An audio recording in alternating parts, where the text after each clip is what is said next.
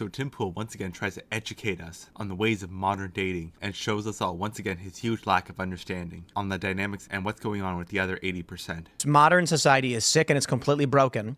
I believe the largest component of it is feminism. That is not to, I'm not disparaging feminism. I am making a point. So long as feminism exists as a cultural movement, you are not going to have a family drive because women are the driver for family. And that's women aren't the drivers for the family. That will always be men. What women do now is get accidentally impregnated by one of the chads they're being cycled through, or baby trapping a guy. And none of those reasons sound like a family driver to me. But the reason I think Tim got to this notion is due to all these videos of these 35-year-old women looking for a relationship, not realizing it's their last desperate appeal to grab onto a chat before the club closes. These people aren't looking for a family. They're looking for someone to couple up with, and at most have some pseudo-esque family of cats and dogs. So if women were really the driver for the family, why are they waiting till they're almost 35 and can't have one? And that's easy to answer, because they're not. Where do you think the idea of the family structure even comes from? It comes from men, just like basically everything else. Here with no-fault divorce is not that they'll get rejected or something. It's that a guy will find a woman and she'll take his children from him. It's not the no-fault divorce itself. It's the fear of the no-fault divorce that's driving it. And that fear has spiked in the last 16 years or so. Torturers learned this a long time ago. The fear of pain is more powerful as a driver than the pain itself. Once you subject the victim to pain, they try to tolerate it. But if they fear the pain is coming, they can break. So it is the fear that a guy will get married and he'll lose everything and he'll lose his kids and he'll end up like Milhouse is dead in The Simpsons, sleeping in a bachelor apartment complex in a race car.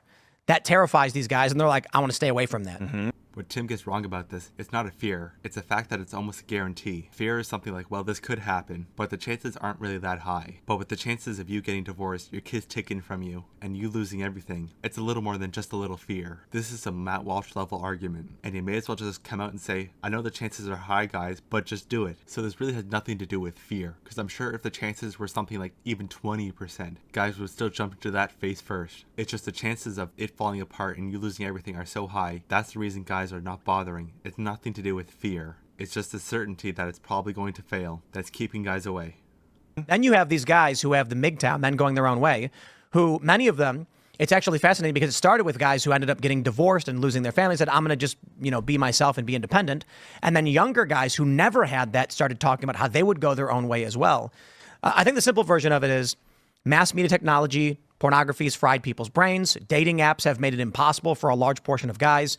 And women are no longer being that principal cultural driver of having a family. This is a pretty big simplification of it and really doesn't get to the core of the matter. And that is men and women don't need each other anymore. All the reasons we had family are non-existent. Women now make as much or even more money than men. So unless he's a billionaire, bringing around the same amount of money she does isn't a plus. And all that's being compounded with contraceptives being widely available, entertainment and travel being so cheap, and food being so plentiful that you have to actively avoid it, that all the reasons we used to get married are gone. And that's not even mentioning one of the big reasons why men got married was for sex, which is widely available now, either IRL or online. So those reasons Tim listed are more like bandages, because those are the things that we just replaced each other with.